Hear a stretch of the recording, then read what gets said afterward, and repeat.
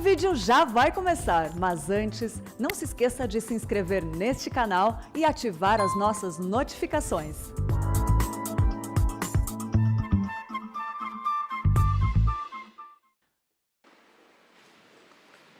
Meus irmãos, nós vamos abrir a palavra de Deus na primeira carta do apóstolo João, no capítulo 5.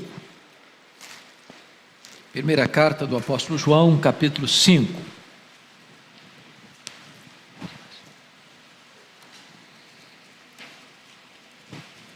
Vamos ler todo este capítulo.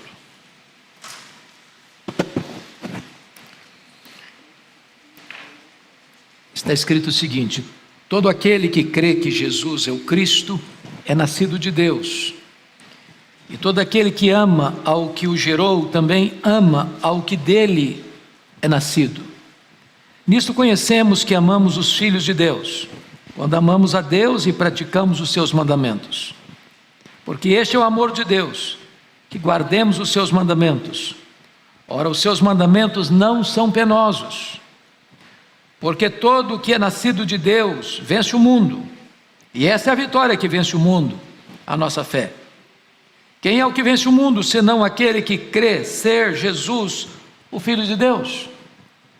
Este é aquele que veio por meio de água e sangue, Jesus Cristo. Não somente com água, mas também com a água e com o sangue. E o Espírito é o que dá testemunho, porque o Espírito é a verdade. Pois há três que dão testemunho no céu: o Pai, a Palavra e o Espírito Santo. E esses três são um. E três são os que testificam na terra: o Espírito, a água e o sangue. E os três são unânimes num só propósito. Se admitimos o testemunho dos homens, o testemunho de Deus é maior. Ora, este é o testemunho de Deus, que ele dá acerca do seu Filho. Aquele que crê no Filho de Deus tem em si o testemunho. Aquele que não dá crédito a Deus o faz mentiroso, porque não crê no testemunho que Deus dá acerca do seu Filho. E o testemunho é este: que Deus nos deu a vida eterna, e esta vida está no seu Filho. Aquele que tem o Filho tem a vida. Aquele que não tem o Filho de Deus não tem a vida. Estas coisas vos escrevi, a fim de saberdes que tendes a vida eterna, a vós outros que credes em o nome do Filho de Deus. E esta é a confiança que temos para com Ele, que se pedirmos alguma coisa segundo a sua vontade, Ele nos ouve. E se sabemos que Ele nos ouve, quanto ao que lhe pedimos, estamos certos de que obtemos os pedidos que lhe temos feito. Se alguém vir a seu irmão cometer pecado não para a morte, pedirá e Deus lhe dará vida. Aos que não pecam para a morte, há pecado para a morte, e por esse não digo que rogue.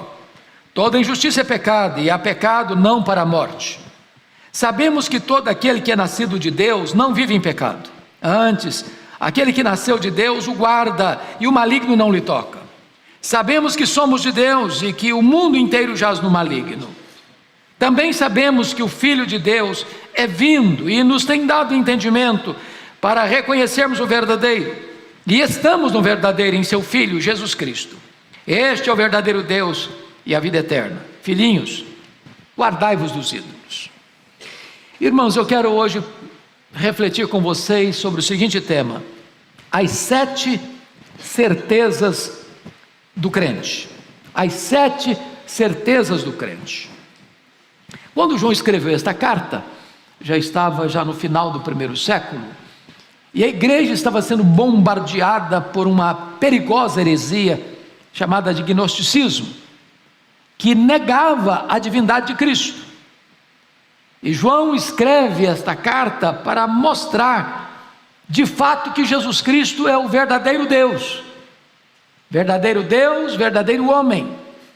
E nesta epístola ele vai provar para nós que você pode saber quem é um verdadeiro crente por 3 maneiras. Primeiro, por aquilo que ele chama de prova doutrinária. É o versículo 1. Aquele que crê que Jesus é o Cristo, esse é nascido de Deus. Se você não crê que Jesus é o Cristo, o Messias, então você não pode ser um crente, não pode ser um cristão. Segunda prova é a prova social.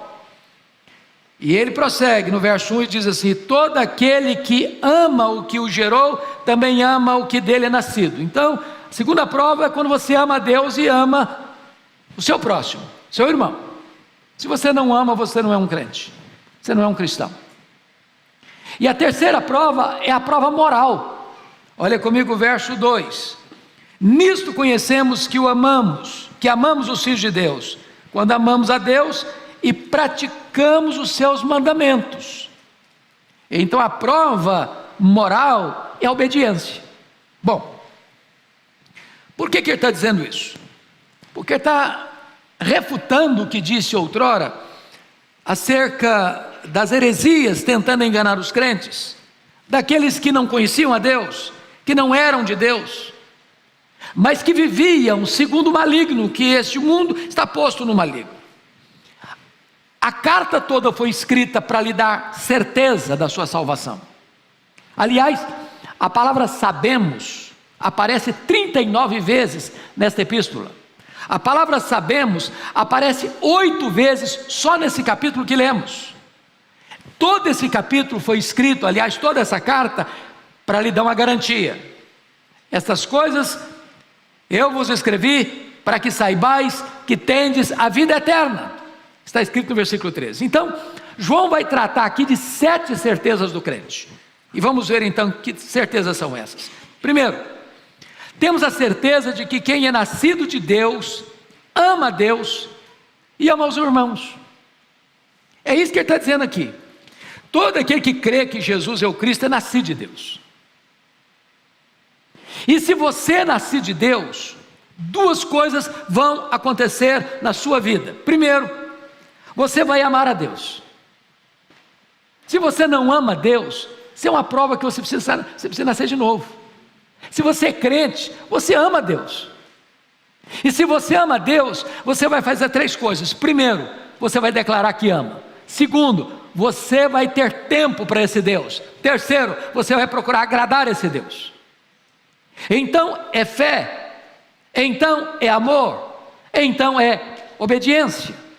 Sem essas coisas não há possibilidade de você dizer que ama.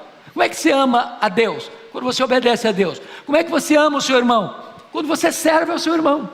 Fora disso, não há a mínima probabilidade de você dizer: eu sou um crente, eu sou um cristão, eu tenho segurança da minha salvação. Então a primeira certeza é essa: você que é nascido de Deus, você ama a Deus. Você que é nascido de Deus, você ama o seu irmão. Segunda certeza do crente: o crente é aquele que tem certeza de que Jesus Cristo é Deus. Esta é a tese dos versos 6 a 10. E aqui eu queria só pensar com você os conceitos da época, porque os fariseus e os sacerdotes achavam que Jesus era um embusteiro. Outros achavam que Jesus Cristo era um religioso fanático. Os gnósticos diziam que Jesus era apenas um homem sobre o qual Cristo veio no batismo e foi embora dele na cruz. Bom, Ário de Alexandria diz que Jesus foi a primeira criação de Deus. Mais recentemente vem as testemunhas de Jeová para dizer que ele não é igual a Deus. Depois surgiu os espíritas dizendo: não, ele foi um mestre. Depois vem os muçulmanos dizendo: não, ele foi apenas um profeta. E para você, quem é Jesus Cristo? O cristão tem certeza de que Jesus Cristo é Deus. E aqui João vai levantar para nós 3 testemunhos no céu, 3 testemunhos na terra. Se não, vejamos. Olha aí comigo, versículo 7.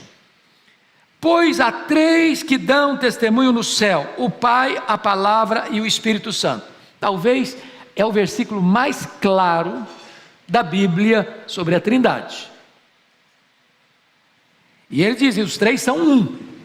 Nós não cremos no politeísmo, nós cremos em Deus, um único Deus, que subsiste em 3 pessoas: o Pai, o Filho e o Espírito Santo. João chama o Filho de a Palavra, o Verbo, o Logos. E ele diz que esses 3 no céu dão testemunho da divindade de Jesus Cristo. Mas agora ele diz, no versículo 8, e 3 são os que testificam na terra: o Espírito, a água e o sangue. E os três são unânimes num só propósito. Que propósito? Testificar que Jesus é o Filho de Deus, Ele é Deus. Mas vamos entender isso aqui. O que significa água e sangue dando testemunho? Bom, os reformadores, Lutero e Calvino, acharam que quando fala de água e sangue, ele está se referindo aos dois sacramentos. Depois vem Agostinho de Hipona, diz: não, esse água e sangue tem a ver com aquele momento em que o seu lado foi furado com a lança e saiu água e sangue. Mas Tertuliano, outro pai da igreja, diz que água e sangue tem a ver com o batismo e com a morte de Jesus. E parece-nos que esta terceira opção é a melhor. Por quê? Porque João está refutando aqui, meus irmãos, os gnósticos, e dentro dos gnósticos tinha os ebionitas, que diziam o seguinte, através de Cerinto, seu líder, que Jesus era homem, só homem. Aí o Cristo veio nele na hora do batismo, e o Cristo foi embora dele na hora que foi crucificado. Então o que João estaria dizendo é que, na verdade, ele é o Cristo desde o seu nascimento, desde a sua morte e para sempre o mesmo. Ele não houve um momento antes do batismo que ele deixou de ser o Cristo. Ele era o Cristo, ele era o Filho de Deus. Ele foi concebido por obra do Espírito Santo. Quando Jesus nasceu, o anjo proclamou aos pastores: eu vos trago boa nova de grande alegria, que será para todo o povo, é que hoje vos nasceu o Salvador, que é Cristo, o Senhor. Então João está refutando essas heresias que surgiram lá no final do primeiro século. Ele é o Filho de Deus. Ele não tomou sua natureza, ele não tomou a nossa natureza apenas por um momento e depois a largou. Não, ele foi verdadeiramente Deus, ele foi verdadeiramente homem. Pois bem, olha comigo o versículo 10. Aquele que crê no Filho de Deus tem em si o testemunho. Aquele que não dá crédito a Deus o faz mentiroso, porque não crê no testemunho que Deus dá acerca de seu Filho. Então, não dá para você ser um crente se você não aceita o testemunho que Deus deu acerca do seu próprio Filho, que Ele é Deus. Pois bem, vamos à terceira certeza do crente. Temos a certeza que aqueles que creem em Cristo têm a vida eterna. Versos 11 a 13, confiram comigo. E o testemunho é este, que Deus nos deu a vida eterna, e esta vida está no seu Filho. Aquele que tem o Filho tem a vida, aquele que não tem o Filho de Deus não tem a vida. Estas coisas eu vos escrevi para saberes que tens a vida eterna, a vós que credes em o nome do Filho de Deus. Então vejam vocês, meus amados irmãos, uma coisa muito importante aqui. O Evangelho de João foi escrito para os incrédulos, para ensinar eles uma coisa, que se eles crerem em Jesus, eles têm a vida eterna. Está lá em João 20, 31. A primeira carta já foi escrita para crentes, para dizer o seguinte para eles: vocês que creram, precisam saber que vocês já têm a vida eterna. Tem muito crente que, embora crente, salvo pela graça, vive nessa insegurança, vive nesse medo de perder a salvação. Se julgam salvos de manhã ou perdidos à noite, de manhã indo para o céu, de noite indo para o inferno. Medo de cair da graça, medo de perder a salvação, medo de ter um nome no livro da vida e de repente Deus vai lá, passa uma borracha e apaga o nome do livro da vida. Na verdade, João está dizendo o seguinte para a igreja: vocês precisam entender isso, que vocês que creram, vocês já têm a vida eterna. Não terão, não, tem, é agora, é certeza, é posse, é convicção.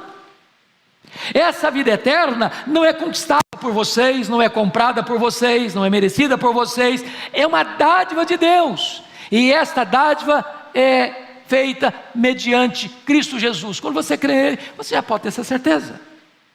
E ele vai dizer de forma muito linda no verso 12: aquele que tem o Filho tem a vida, aquele que não tem o Filho não tem a vida. Então não há salvação fora de Jesus.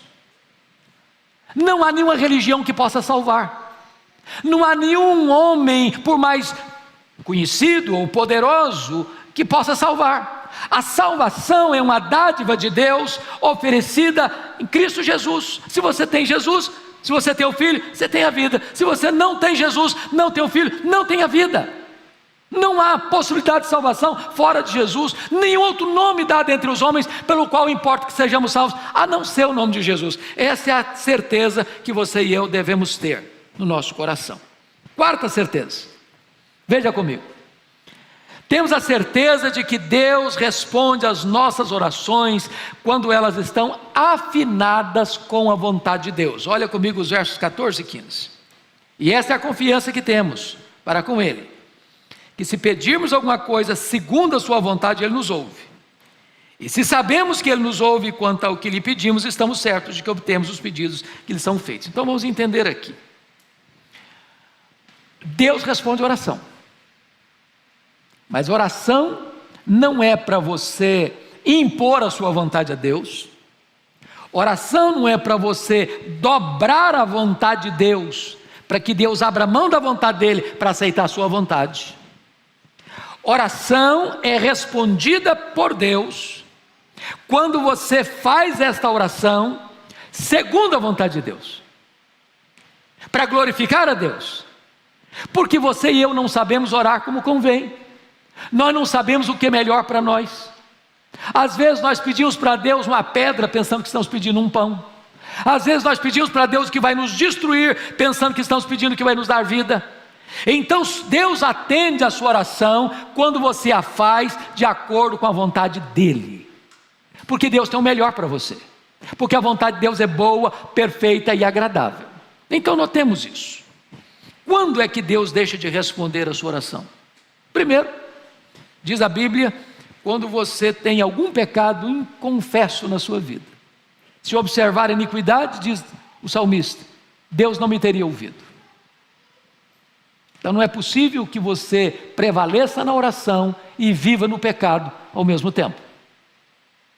Segundo, Deus não vai atender a sua oração quando a sua oração não é uma oração com a intenção correta. Pedis e não recebeis. Nada tendes porque nada pedis. Pedis e não recebeis porque pedis mal, para esbanjar os vossos próprios deleites. Se a sua oração é egoísta, se a sua oração é para alguma vantagem pessoal em detrimento de outrem, Deus não vai responder. A motivação não está boa. Mas o texto está dizendo que se você orar segundo a vontade de Deus, é uma confiança que nós temos, Ele vai nos ouvir, Ele vai nos atender. Essa é uma confiança que todos nós precisamos ter, meus irmãos, porque orar é algo sublime. Deus está dizendo para você, eu tenho bênçãos para lhe dar. Se você não pedir, você não as recebe. A forma de receber é pedir.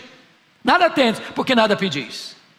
Mas você vai receber quando você estiver com o seu coração afinado com o coração de Deus, quando a sua vontade estiver submissa à soberana, boa, agradável e perfeita vontade de Deus, quando você estiver orando para que a vontade de Deus prevaleça na sua vida, aí Deus escuta a sua oração, você pode ter certeza disso. Vamos agora à quinta certeza. Temos a certeza de que Deus pode salvar pessoas da morte pela instrumentalidade das suas orações, das nossas orações. Olha comigo os versículos 16 e 17. Se alguém vir a seu irmão cometer pecado não para a morte, pedirá e Deus lhe dará vida. Aos que não pecarem para a morte, há pecado para a morte, por isso não digo que rogue. Toda injustiça é pecado, e há pecado não para a morte. Então preste atenção no que João está dizendo, isso é uma certeza nossa. Quando alguém pecar, seu irmão, membro da sua igreja, ou de outra igreja, ou da sua família, ou do seu relacionamento, não jogue pedra, não jogue pedra, não esmague a cana quebrada. Isso não é seu papel, você não é acusador. Você não se alegra com a queda do seu irmão. Você não aproveita o momento que seu irmão caiu para você se projetar Está vendo aí? Ele caiu, eu não, eu sou um crente batuta. Não. O que o texto está dizendo é que se alguém pecar, Deus pode salvar essa pessoa, recuperar essa pessoa, restaurar essa pessoa, levantar essa pessoa, trazer de volta essa pessoa que caiu, mediante as suas orações. Ore por ela, interceda por ela, coloque-se na brecha por ela, rogue a Deus para restaurar essa pessoa, para levantar essa pessoa, para perdoar essa pessoa, para trazer de volta essa pessoa, segura e salva para o aprisco. Porque ele diz, há pecados que não são para a morte. É claro, irmãos, que precisa explicar aqui uma coisa. É baseado nesse versículo que o romanismo criou a ideia de pecado venial e pecado mortal. É preciso saber que todo pecado é mortal. O salário do pecado é a morte. Não tem esse negócio de pecadinho, pecadão, né? Pecado leve, pecado médio, pecado pesado. Todo pecado é maligníssimo. Mas João introduz um fato aqui, que é o chamado pecado para a morte. Ele diz, para isso não recomendo que ore não. E o que é o pecado para a morte? Poderia ele estar se referindo, porventura, no mesmo contexto de Hebreus, daqueles que estavam retrocedendo, por causa das perseguições, voltando atrás, desculpa do pleonasmo? Ou esse pecado aqui, e a maioria dos estudiosos entende isso, que é uma referência ao que Jesus tratou da blasfêmia contra o Espírito Santo. O pecado que não tem perdão nem nesta vida, nem no porvir. E o que é a blasfêmia contra o Espírito Santo? Para o qual João está dizendo, não rogue. Esse não tem recuperação. Esse não tem perdão. A blasfêmia contra o Espírito Santo é aquele pecado consciente, deliberado, por alguém que, conhecendo a verdade, rejeita a verdade e atribui a obra de Deus, realizada por Cristo, no poder do Espírito Santo, a Satanás. O contexto em que Jesus fala desse pecado é o contexto onde Jesus tinha curado um demoniado, surdo, mudo, e os fariseus e os escribas, por inveja de Jesus, conscientemente disseram que Jesus expulsou aquele demônio pelo poder de Beelzebu, que Jesus era um parceiro do demônio, que o Espírito Santo estava em associação com o demônio, e que a obra de Deus, feita no poder do Espírito Santo de Deus, nada mais era do que uma obra do demônio. Jesus está dizendo o seguinte, para esse pecado não tem perdão. É a recusa consciente, deliberada, de alguém que peca contra Deus, conscientemente, deliberadamente, atribuindo uma obra de Deus ao próprio Satanás. Para esse, não adianta rogar. Mas há outros que, embora pecando, porque há pecado não para a morte, você deve interceder. E por meio das suas orações, Deus vai restaurar essa pessoa. Vamos agora, por gentileza, a sexta certeza do crente. Temos a certeza de que aqueles que são nascidos de Deus não vivem na prática do pecado. Olha comigo, versos 18 e 19, por gentileza. Sabemos que todo aquele que é nascido de Deus não vive em pecado. Antes, aquele que nasceu de Deus o guarda, e o maligno não lhe toca. Sabemos que somos de Deus e que o mundo inteiro jaz no maligno. Vamos entender isso aqui. Vamos entender isso aqui. Notem comigo a palavra sabemos. Essa palavra sabemos é a mesma que Paulo usa em Romanos 8, 28. Sabemos que todas as coisas cooperam para o bem daqueles que amam a Deus. É um termo que vem da matemática. É um termo exato. Não é a linguagem da conjectura hipotética, mas da certeza experimental. E o que ele diz que sabemos? Que todo aquele, não alguns, não a maioria, mas todo aquele que é nascido de Deus, não vive em pecado. Preste atenção. Ele não está dizendo que todo aquele que é nascido de Deus não peca. Não vive em pecado. Qual a diferença entre pecar e viver em pecado? Se você e eu falarmos agora, hoje aqui, eu não peco, nós estamos o quê? Mentindo. Estamos falando que Deus é mentiroso. porque Deus diz que nós somos pecadores. Então, qual a diferença entre pecar e viver na prática do pecado? É que pecar é resultado da nossa natureza, que ainda existe em nós. Nós não fomos glorificados ainda. Mas o pecado da nossa vida não é um hábito, não é um costume, não é uma agenda. O que é prática? Por exemplo, você levanta todo dia, toma o seu banho, toma o seu café, depois vai dar meio-dia e pouco, você almoça, depois no finalzinho da tarde você faz um lanche. Isso é rotina, todo dia, toda semana, todo mês. Então isso é hábito. Pecar não é assim para o crente. Você não faz provisão para o pecado, você não planeja pecar, você não faz preparativos para pecar. É acidente, não é hábito. Então preste atenção, porque você tem que olhar e fazer uma radiografia do seu coração. Se você está vivendo deliberadamente no pecado, como hábito, como costume, como prática, o texto está dizendo, não é nascido de Deus ainda. Todo aquele que é nascido de Deus não viu na prática do pecado. Antes, agora preste atenção, aquele que nasceu de Deus o guarda. Você percebeu que aquele aqui está com a letrinha maiúscula? Antes aquele que nasceu de Deus o guarda. Como assim? Quem se guarda aqui? É você que guarda você mesmo? Não. Aquele que nasceu de Deus aqui, com letrinha maiúscula aí, é Jesus. Quem guarda você é Jesus. Agora preste atenção. Jesus não tem nenhum compromisso com as nossas loucuras. Ele não tem compromisso de guardar-nos quando deliberadamente nós planejamos pecar.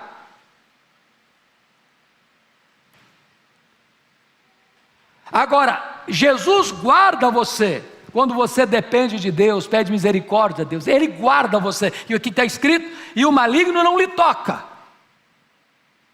Crente não tem que ter medo do diabo. Crente tem que temer a Deus e resistir ao diabo, e ele fugirá de vós. Quem guarda você é Jesus. Se eu fosse me guardar, eu sou muito fraco, você é fraco demais também. Nós não guardaríamos a nós mesmos. Isso é certeza sua. O crente não vive na prática do pecado. Não significa que ele está imune à tentação, não. Não significa que o diabo não possa produzir, por exemplo, sofrimento no crente, como produziu com a permissão de Deus em Jó, como barrou o caminho de Paulo para a obra missionária. Mas no sentido de o diabo não pode tocar você para destruir a obra de Deus em você, para tirar você das mãos de Jesus, para roubar de você a sua salvação. Absolutamente não, porque aquele que guarda você é maior aquele que está em nós do que aquele que está no mundo. O mundo jaz no maligno, você jaz em Cristo. Bom, a última certeza do crente, vamos ver. Sétima certeza: temos a certeza de que a vida cristã é a vida verdadeira. Olha comigo os versos 20 e 21. Também sabemos que o Filho de Deus é vindo e nos tem dado entendimento para reconhecermos o verdadeiro. E estamos no verdadeiro em seu Filho, Jesus Cristo. Este é o verdadeiro Deus e a vida eterna. Filhinhos, guardai-vos dos ídolos. Então Jesus Cristo é o verdadeiro. Ele é o verdadeiro Deus. Ele é a verdadeira luz que vindo ao mundo ilumina todo homem. Ele é certamente a verdadeira vida. Então, preste atenção no que João está dizendo. Porque tem muita gente dizendo que ser crente é careta, que ser crente é ser quadrado, que ser crente é porque você ainda não atingiu maturidade emocional, você precisa de uma muleta existencial, que quando você tiver massa cinzenta mesmo na sua cabeça, você não precisa de Deus, você não depende de Deus, você nega a existência de Deus. E João está dizendo, num contexto de florescimento das heresias, do gnosticismo, o Senhor está dizendo: não, você tem a vida verdadeira, você está no verdadeiro. Ser crente é ser esperto. Em outras palavras, ser crente é ser inteligente, ser crente é ser sábio, ser crente é estar do lado da verdade, ser crente é estar naquele que é o verdadeiro. Você tem a verdadeira vida. Então o crente nunca deveria ter qualquer sentimento de inferioridade, se sentir miúdo, se sentir pequeno, se sentir um zero à esquerda, se sentir alguém que ainda não alcançou os patamares mais elevados da escalada da vida. Não, você está no verdadeiro, você tem a verdadeira vida, você tem o verdadeiro Deus. Quando ele diz: filhinhos, guardai-vos dos ídolos, está dizendo o seguinte: olha, o mundo aí que jaz no maligno tem muitos deuses, tem muitos ídolos, estão seguindo ídolos mortos, que não têm vida, que não têm poder para salvar, que não têm poder para libertar, que não têm poder para proteger. Você já viu uma procissão na rua? Carregando seus deuses, carros alegóricos, protegendo para ele não cair, porque se cair quebra. Essa é a linguagem de Isaías 46. Os ídolos que os homens fabricam precisam ser carregados nos braços, nas costas. É você que os protege. E aí diz: não, o nosso Deus, Ele nos carrega no colo desde a infância até a velhice. Ele nos carrega no tempo, Ele nos carrega na eternidade, Ele nos carrega na vida, Ele nos carrega na morte, Ele nos carrega depois da morte. Ele é o nosso Deus verdadeiro. Então fuja dos ídolos. Você tem o verdadeiro. Mas eu queria concluir, você lendo comigo, por favor, o versículo 12. Você pode ler o 12 comigo? Acho que aqui está a síntese desse texto. Todos juntos, vamos lá? Aquele que tem o Filho, tem a vida. Aquele que não tem o Filho de Deus, não tem a vida. Me permita contar uma ilustração que eu já contei em tempos de outrora aqui, para ilustrar bem isto. Havia um homem muito rico na Europa, e este homem era amante da arte, da pintura, e este homem resolve investir quase toda a sua fortuna em quadros de pintores famosos. Ele tinha uma grande galeria de arte. Ele tinha um filho único, herdeiro da sua grande fortuna. Um dia esse filho vai fazer uma viagem com um dos seus amigos, aliás, o seu amigo mais próximo, e nessa viagem houve um terrível acidente e o filho deste homem morreu, longe de casa. E o seu amigo, sabendo que o seu pai era um amante da arte, e ele era um pintor não de qualidades superlativas, mas mediana,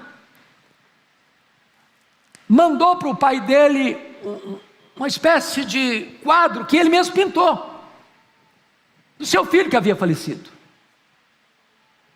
Colocou este quadro numa moldura e mandou para aquele homem, enlutado de filho único. E quando aquele homem rico recebe este quadro do filho, ele coloca-o numa moldura tão nobre quanto as outras molduras e os outros quadros famosos. Antes de morrer, esse homem fez um testamento e recomendou ao seu mordomo, administrador, que então fizesse um leilão de todos os quadros. E aquele administrador, então, oportunamente fez um grande leilão, convidou as pessoas mais nobres da Europa, as mais amantes das artes, para leiloar, vender aqueles quadros. E muitas pessoas ricas, e muitas pessoas nobres, e muitas pessoas amantes das artes foram lá para participar daquele leilão. Para surpresa de todos, o administrador abre o leilão não com os quadros mais famosos, dos pintores mais conhecidos, mas abriu o leilão com o quadro do filho.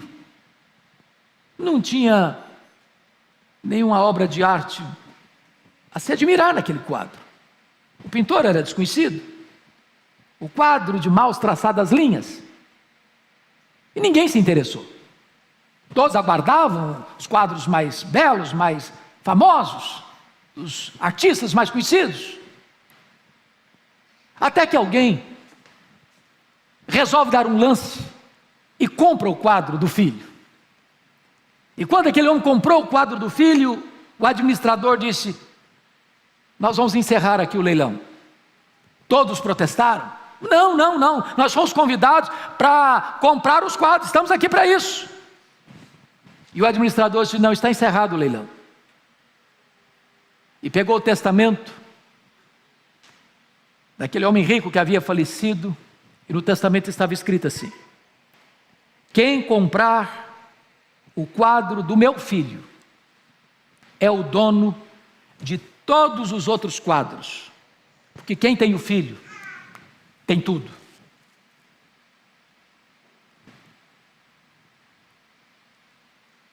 A palavra de Deus está dizendo para você e para mim hoje, nesta manhã: se você tem o filho, você tem a vida.